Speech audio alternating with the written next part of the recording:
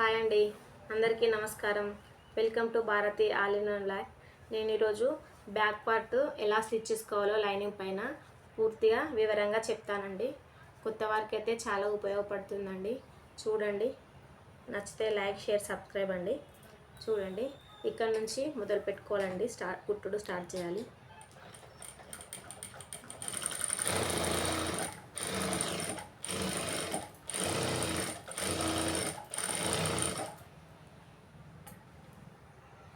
నిదానంగా కుట్టాలండి. చేతిలా పైన పెట్టాలి, లేదంటే ముడతలు వస్తాయండి. నేను నిదానంగా కుట్టి చూపిస్తాను, లేదంటే ముడతలు వస్తాయి. ఇలా సర్దుకుంటూ నీట్గా లైనింగ్ బ్లౌజ్ని కుట్టాలండి.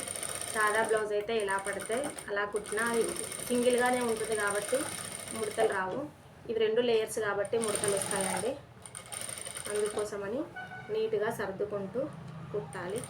ఈ చేతు మాత్రం ఎడమ చేతు మాత్రం ఎప్పటికీ ఈ లైనింగ్ను మెయిన్ క్లాత్ని ఇలా సెట్ చేసుకుంటూ కుట్టాలి.